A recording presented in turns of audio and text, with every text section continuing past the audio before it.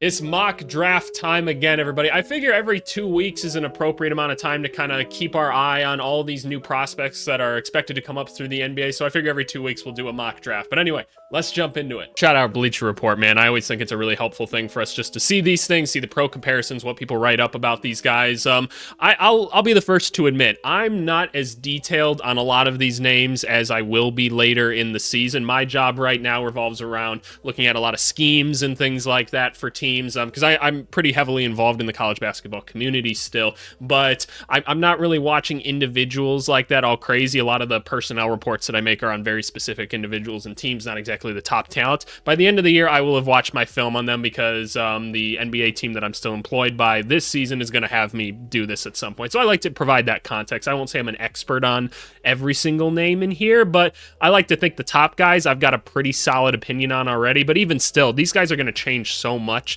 from now until the time that they would actually get drafted next year. So I just think it's important to keep that context in mind. There's a lot of evolution that takes place over the course of a season, and that's why when we watch film, we always watch like the beginning of the year, the middle of the year, and the end of the year, because it kind of helps us see like, hey, what kind of habits were formed or broken? What have they changed, right? What are they working on? Things like that. I think it helps tell the story. But anyway, make sure you guys like, subscribe, and comment. I've responded to every single comment to my YouTube channel, and I will continue to do so. So if you leave a comment, I will respond. It's that simple. But anyway, let's get into talking about it. And by the way, I'm going to have a controversial take very early on in this. So just prepare yourselves, right? If you're like eating something hot, make sure you don't spit it onto someone else kind of thing, right? So first overall pick, Cooper Flagg, not a surprise.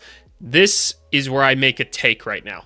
I no longer think Cooper Flagg is the best player in this draft. Those of you that watch my channel know where I'm going with this. It's not because I don't like Cooper Flagg. I think this kid is phenomenal. The top 3 people in this class, I think, are future All-NBA guys. Like, that's where I'm evaluating them at this very moment. I'm like, okay, these are potential All-NBA guys, extremely high ceilings, all ultra high talent and everything.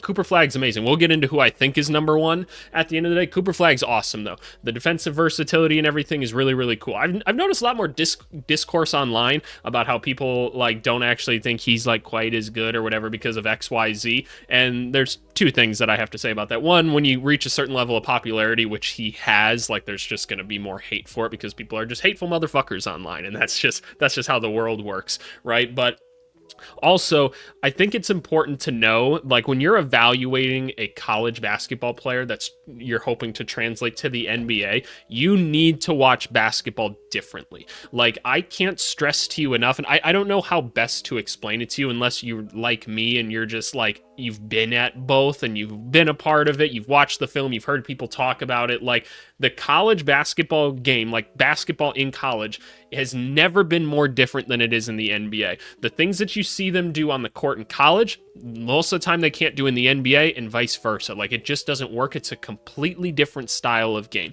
being coached by completely different people, playing around different people. So you have to look for certain traits to be like, hey, I think he can do this in this system more so than like what's the culminating factor on the court, right? So those are the kind of things that you have to look out for. But Cooper Flagg, first thing you got to note, right? When you're 6'9" and you can move like he can and he's only 17, that already just gets me super excited, right?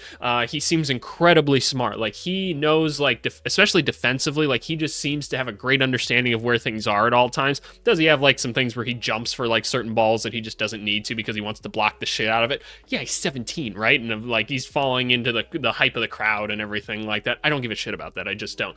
But Cooper Flagg's amazing. I personally don't like mind his jump shot and everything. I know it doesn't fall a ton right now. I think it's going to be just fine. Again, especially you get him in a system that actually works. Now, I'm not going to talk about like where they get like mock drafted in this quite as much because it just doesn't matter right now. I mean, the NBA season is still very long.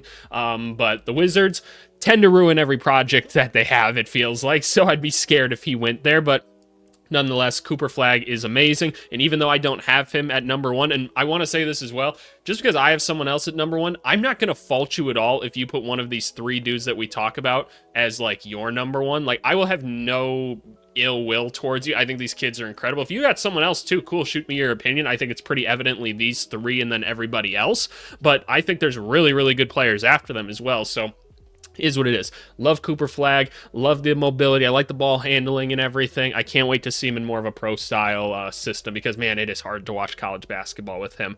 Number 2, I'm not surprised to see Dylan Harper here. Dylan Harper is currently my number 3, though, so you guys can figure out who I have at number 1, but Dylan Harper has looked so good in college, and here's why. Dylan Harper is built the best out of the 3 of them for succeeding in college basketball, right? He is one of those guys that's going to thrive in half-court basketball for forever. There's a reason I'm guarantee you they compare him to Jalen Brunson, right? Yep, bigger Jalen Brunson. That's what everybody's going to say. James Harden, Kobe White, these are all great comparisons, right? 6'6", 215, true point guard. He's got the point guard skills. He can handle the rock. He's playing good defense. He's got good size to him. He's methodical. He's got counter moves on counter moves. Like, he doesn't have, like, an elite athleticism by any means. Like, his first step is pretty slow, in my opinion. He doesn't have a ton of verticality to his game and everything, but he's got such good touch and he's got such good fundamentals already that I'm like, this is something that can translate to the NBA, but I'm not surprised he's playing so well in college, though, right? Like, and I'm not saying he's not going to play well in the NBA. Like, I truly think, like, this is a Jalen Brunson, like, Shai Gilgeous-Alexander type game where he's just going to be so much smarter and more skilled than everybody else, so he's going to be able to make it work, and it might not be right away, right? I'm not saying he's going to be all-star level good right away. I like to think we all have the common sense to understand that right away, but you never know on the internet.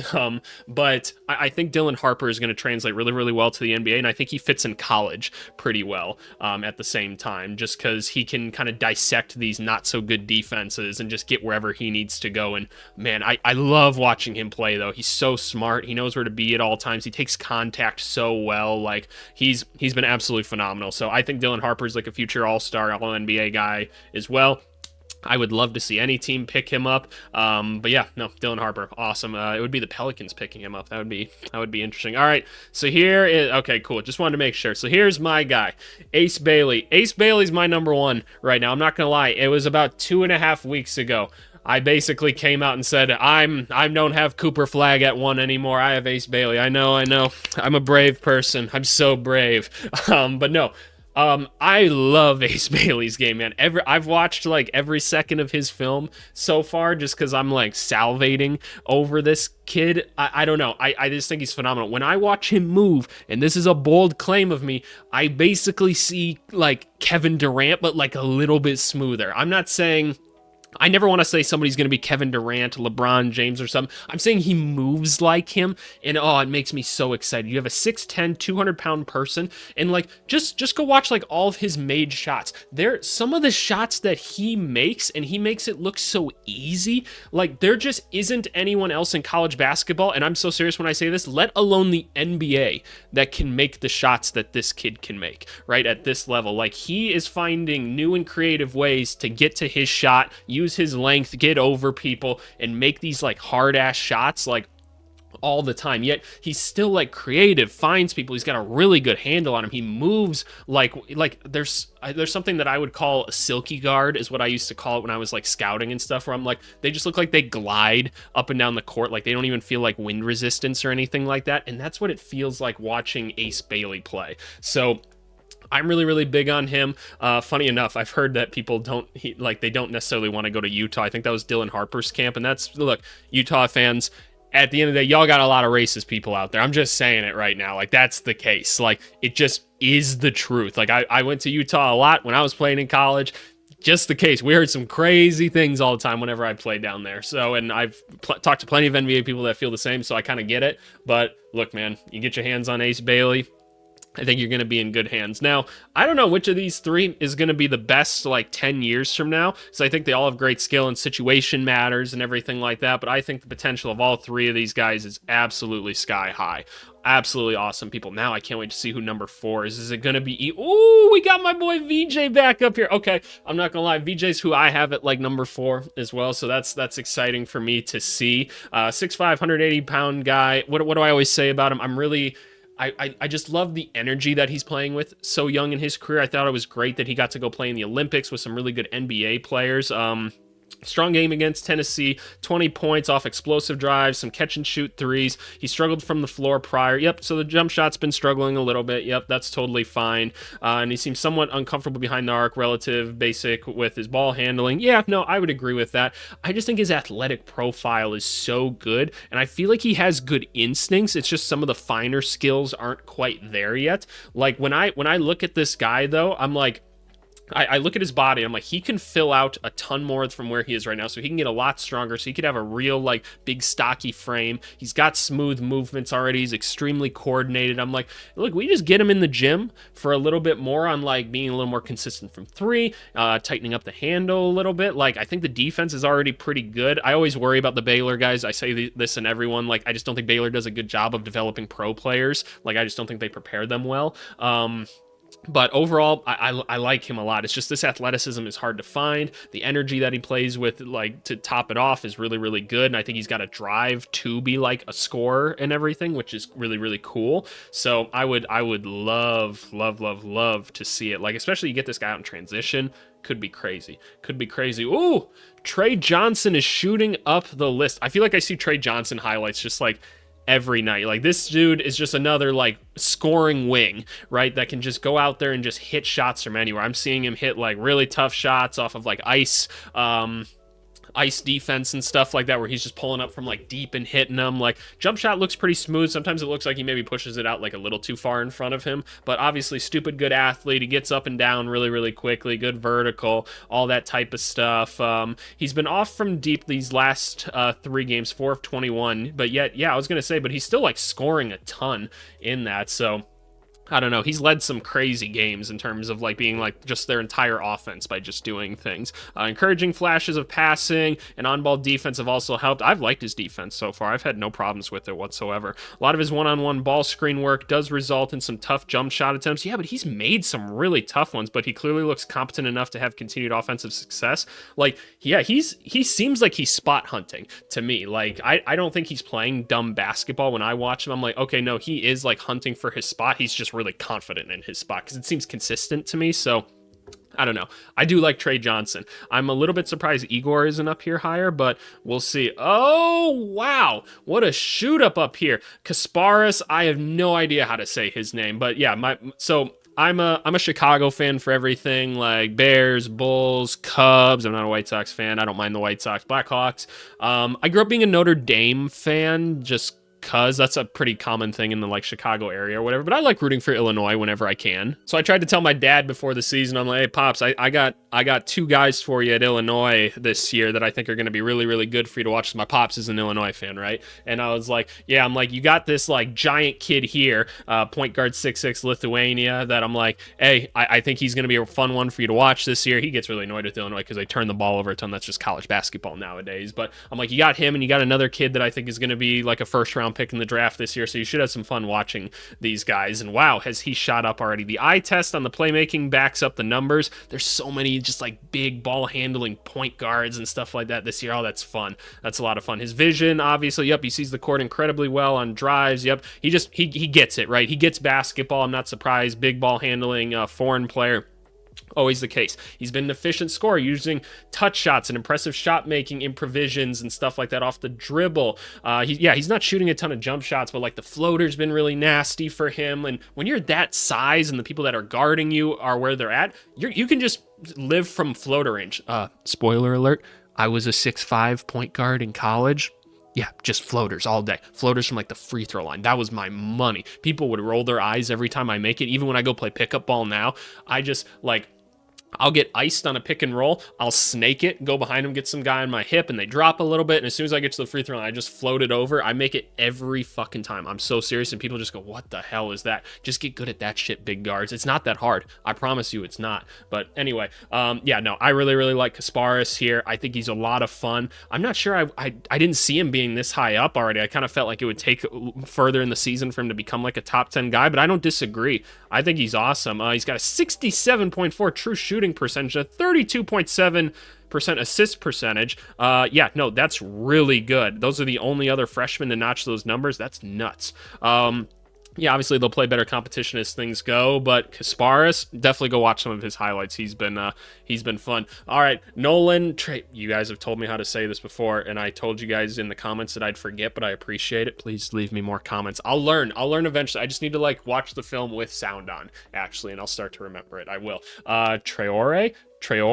I don't know. Another big point guard coming out of France. France doing a lot of cool things right now. I would say, again, IQ very, very high, which is good to see because I feel like a couple draft classes in a row we haven't had like extremely high IQ players coming in, but it is what it is. One of the things with him is he hasn't been shooting the ball very well with his French team. But again, I'm not like tripping about it. You've got this big athletic dude here that is really, really good at seeing the floor. And again, he's not just like a semi-good athlete that happens to be big or something like that. Think like Elfrid Payton or something like that. Like, no, like this guy's a really good athlete. He moves up and down the floor like with ease, really sees the floor well. He can get to the rack like very well. He's got a good ball handling skill on him. I think this guy could be like a starting point guard in the NBA one day. I truly do. I think he could really get an offense going or something. I see no reason the three-point shot can't come along with him. So I have no problem with this guy. I think this is a great talent. This is such a good draft class, y'all. It's a fun one for me to watch, like especially after last year's. Like I know we all kind of had to talk ourselves into some players last year, and I tried to keep that expectation with people. I'm like, hey, this guy might go like 3rd in the draft, 4th in the draft, 5th in the draft. Probably not going to be that good right away, just being honest with you guys from my evaluation of watching them. These guys, I think we could have like 14, 15 high impact players like early in the draft. So I don't know. All right, Khaman Maluach. I never know how to say his name either. The Duke center, right? There's going to be 3 Duke names that come up here pretty early. He's pretty new to basketball for the most part. 7'2", 250. Stands up. He's basically at the rim already. Blocks a ton of shots. This guy is incredibly smart. Like, you see him basically telling all the other Duke players like where to go on their plays, it feels like, all the time. What he lacks right now is literally just hasn't played enough basketball. Like, his reactions to things are sometimes a little slow. Like, he's very, very good at just following the system, right? And that's when I say smart, like that's what I mean. Like, he's not like basketball smart, if you will. This is just a very smart individual person, because like you can tell he remembers everything that he's told to do, and that's what he's doing out there. He's going and doing what he's told. As soon as he starts getting some instincts, because he's slow on like rotations and stuff at times right now, and as soon as he starts anticipating things just from playing in more basketball games, this guy's going to be an awesome center prospect because he moves pretty well for a 7'2" guy. He's no Wembanyama, but there's a reason Wemby is Wemby, right? So you're going to get a really good defensive center here.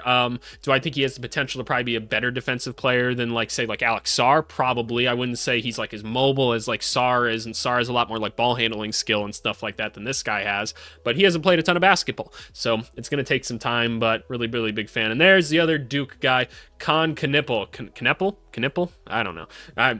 I suck at names, and I got a comment on the last one of these. They're like, you should learn the names if you want to sound like more official or whatever. Like, okay, shut up. Like, I'm trying. I'm not very good with names. I'm not the most literate. I'm not the most intelligent person in the world. It's fine. If there's one thing I know, it's basketball, all right? And even then, I get plenty of things wrong, so it's totally fine. So, Knueppel, that's what I'm going to call him, because I like the name Knueppel. Dalton Connect, pretty good comparison for him. Really, really good shooter, right? That's what he's gonna do in the NBA. He's gonna be a guy that's above average athleticism, right? That's going to be running around screens, doing catch and shoot threes, because while his ball handling and stuff is nice for the college level, I don't think it's probably going to be NBA good. So again, just kind of pin this guy in for where like a Dalton Connect is, I think is a pretty good comparison for him.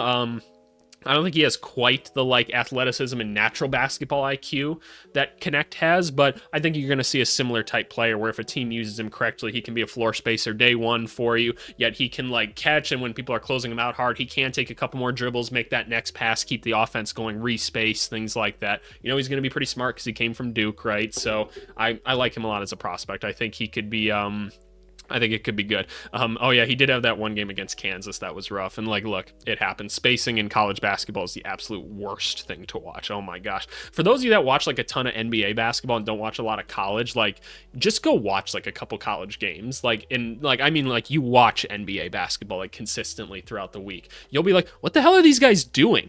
Like, it's just, I don't know. It's crazy. Oh, here's my Bulls. There's Egor. Egor has fallen a little bit. What's kind of the idea for it? NBA teams are always drawn to big playmakers, and there are plenty of them this year. His usage rate at BYU has been crazy. Crazy, crazy, crazy. Using height and angles. He's finishing really, really well. He's also shooting with encouraging confidence. Yeah, it looks very fluid. I've liked the shot off the dribble and everything. He's a Luka type of player, right? Where he's kind of like finessing things a little bit more, and he's getting to his spot. He's creating for himself, and people don't really create for him very much. So is what it is. The microscope will intensify when he starts seeing tougher opponents regularly.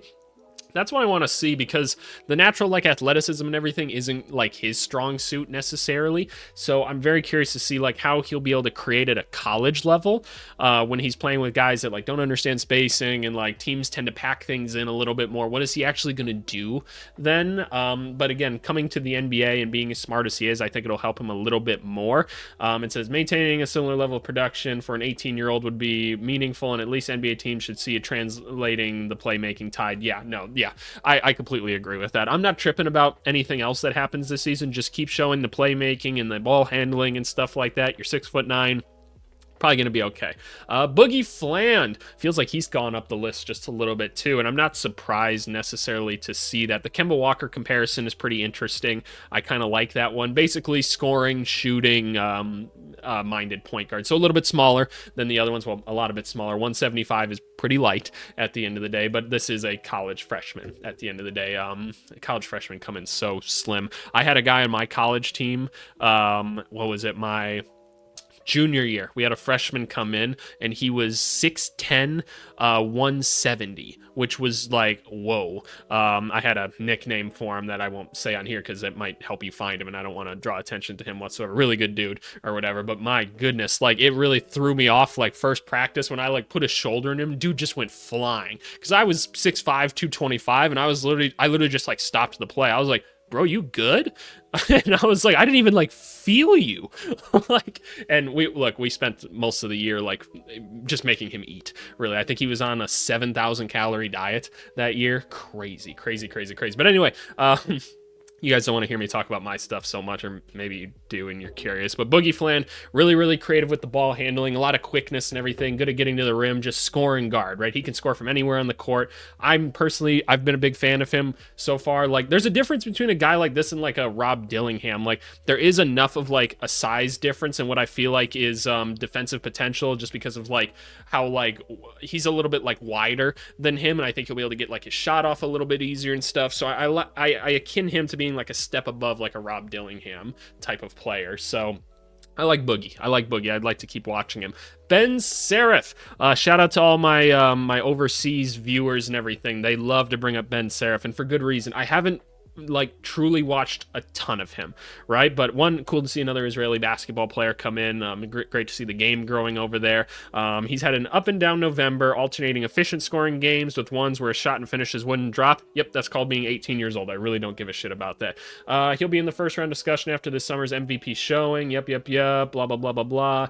Getting to his spots, hitting jumpers, setting up teammates in Germany's top league. Amazing, right? Again, big point guard, playmaking, things like that. We're seeing a lot of smart players that maybe aren't thriving athletically quite as much. So it's interesting. I feel like he's got more, in the little bit I've seen, it seems like he's got a few more counter moves than like the typical guy that we see like up here. Like I look at like an Egor or something like that, and I see maybe a little bit more like, okay, I'm relying on size and just being better than people right now. I feel like he's got a more methodical game, kind of like a Dylan Harper right now. So I'm curious to see the development in him.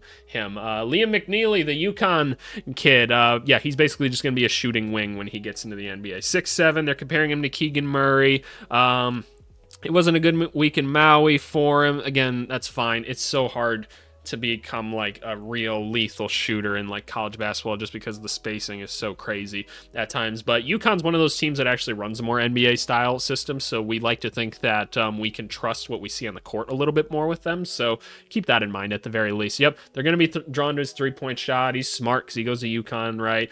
He picks up easy baskets off the ball. That's super valuable at this position if you're learning how to play without the basketball, and they can find you in college basketball doing that. That's awesome, because it's going to get so much easier in the NBA. If you're good at moving without the ball in college, that's actually something where it will get easier going to the NBA. Like, the average defender's better and they're not going to give you quite as many opportunities, but your teammates will know where to be as well. And so that's what's going to help you. So I like McNeely for that reason. Again, do I think it's like a high potential thing? Not necessarily, but I like him. I like him. Asa Noel. Again, I've mentioned with him, I got to watch him play a little bit in person. I said, oh, wow, this kid's bouncy. He's athletic. He's tall. And he like the jump shot looks pretty clean. Okay, I'm curious. So they got him as a power forward / center because he can move pretty well, right? For being 6'11", 220 at 19 years old. The Jalen Smith comparison's pretty interesting, actually, because, yeah, capable from outside is what I'd say. Gets up and down the floor well, can play above the rim, block some shots and stuff. Managed 15.4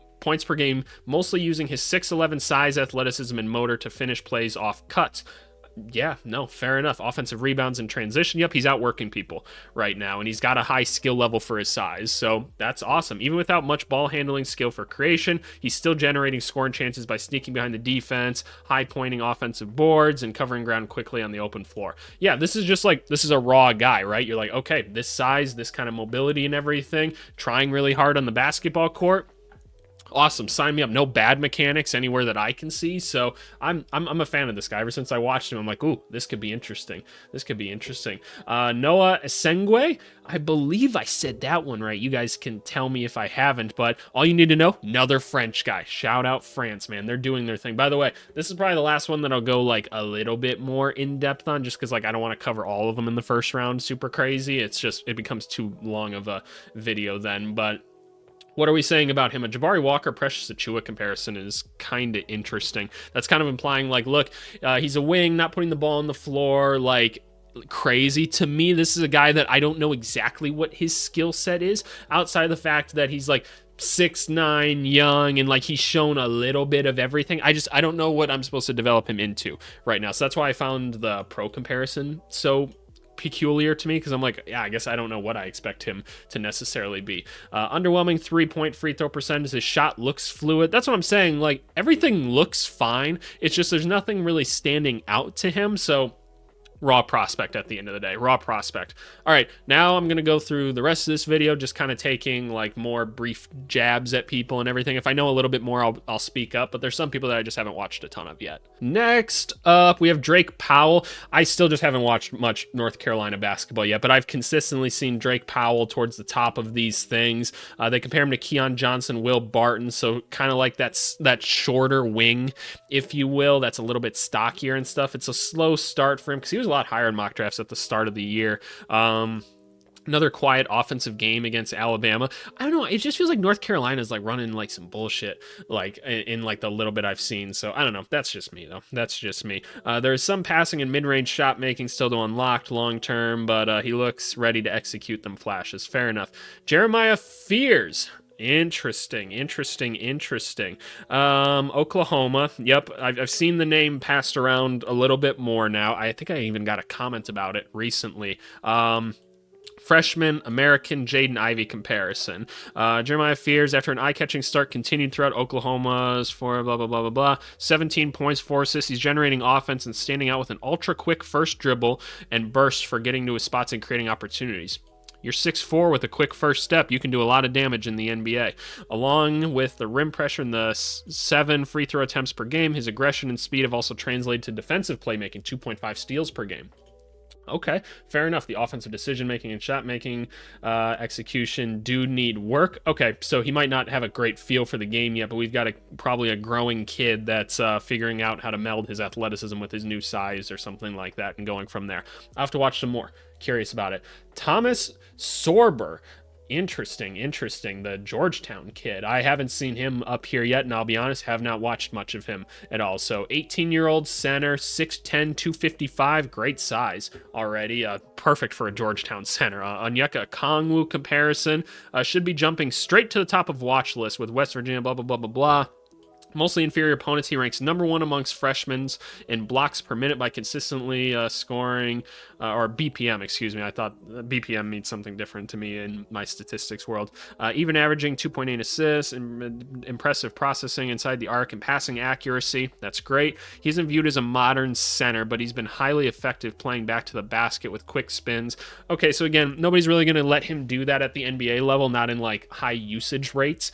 You kind of have to be that one-trick pony that like Zach Edey kind of is to make that happen, but I'm gonna have to watch some film to see like how athletic is this guy. Is he a guy that could be like a Duran Sharp or something like that? I don't know. That's what I'd be curious about.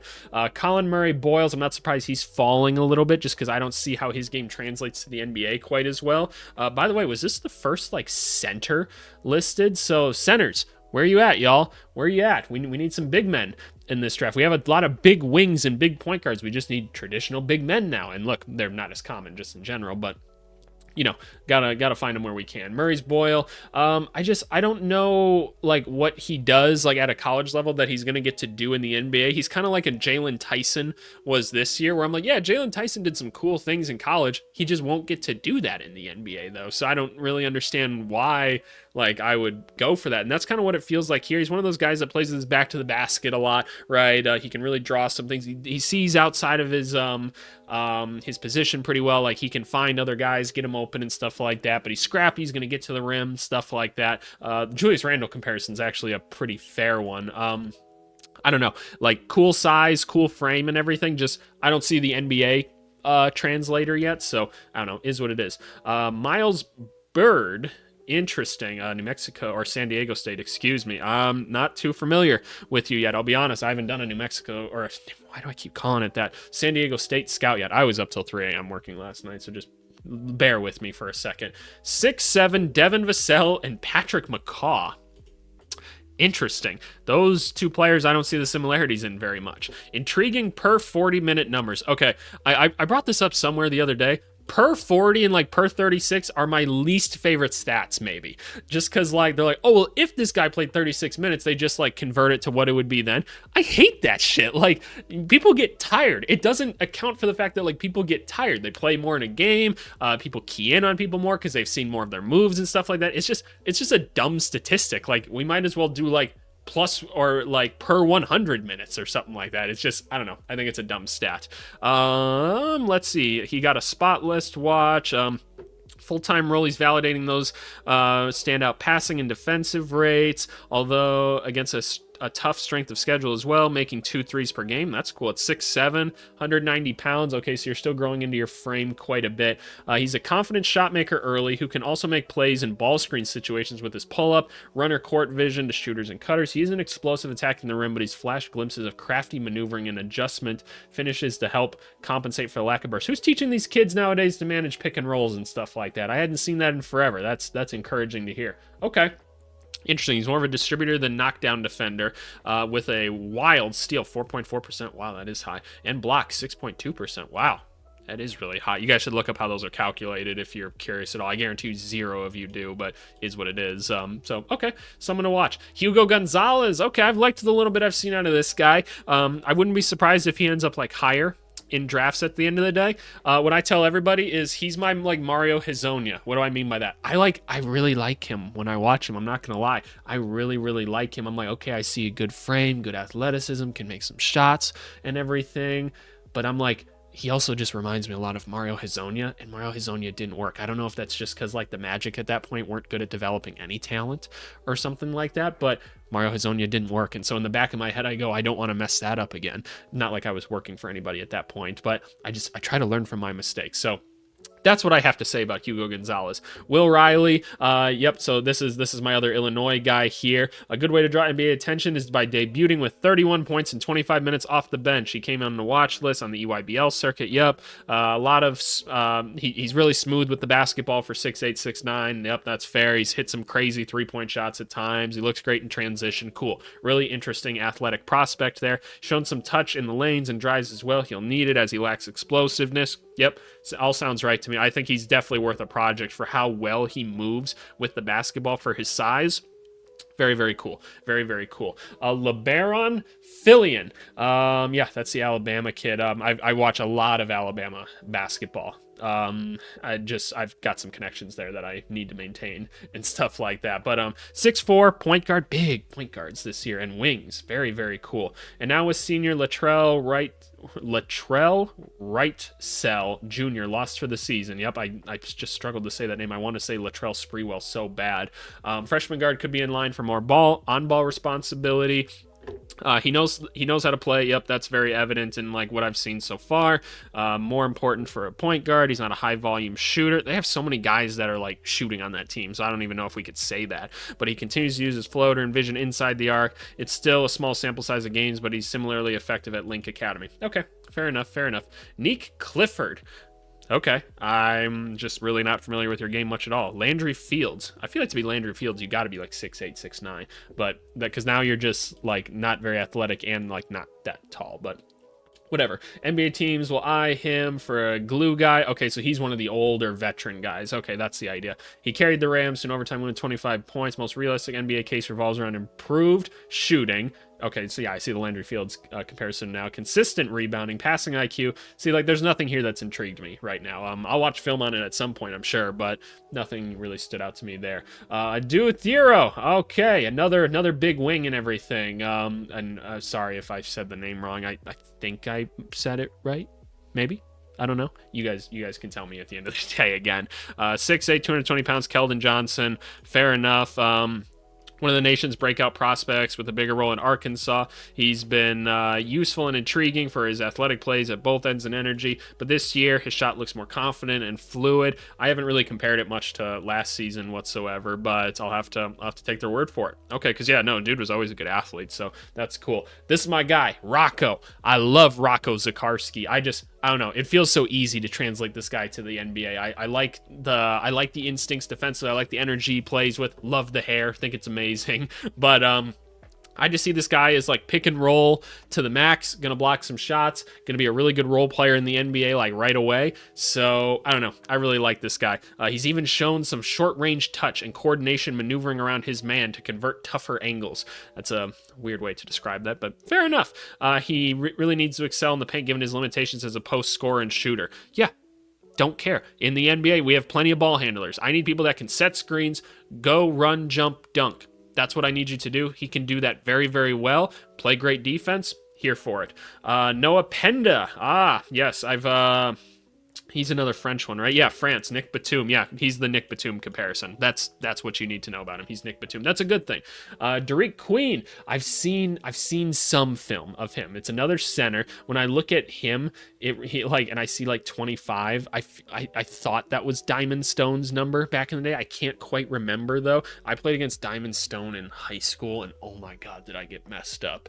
If you don't know who Diamond Stone is, just look him up. Oh my god, did I get messed up. I got switched on to him all game. I just got bullied, straight bullied. But that's basically what I see with him is like skinnier Diamond Stone. So maybe not the most big man in the world, but interesting enough. Ian Jackson was way higher in mock drafts at the start of the year. Has kind of fallen off. I, again, don't have much to say about him. Has been productive in his bench role, 21 points per 40 minutes. Y'all got me at 21 points per 40 minutes. How many minutes does he play? There's no context in this. His margin for error will remain small, particularly considering he's 6'4" guard who offers minimal playmaking and passing. Yeah, that's not going to cut it in the NBA. If you're 6'4" and you can't handle, pass, or like shoot, nope. Don't like it. And Rasheer Fleming, a power forward from St. Joseph's. He's blocking a shot at the power forward position. What are you going to tell me he is? Chris Boucher. That's a great comparison already. Coming off a career-high 25 points against Princeton, is now up to 40% from three using his 240-pound frame for finishing, offensive rebounding. He does not look confident and fluid spotting up from the corners and popping out to the wings. He does look confident. Okay, interest is bound to build in a 6'9" power forward who spaces the floor and wins around the basket. He's going to have to be able to move, though, because if you're going to play power forward, you got to be able to play the wing. So maybe he's like a spacing center or something.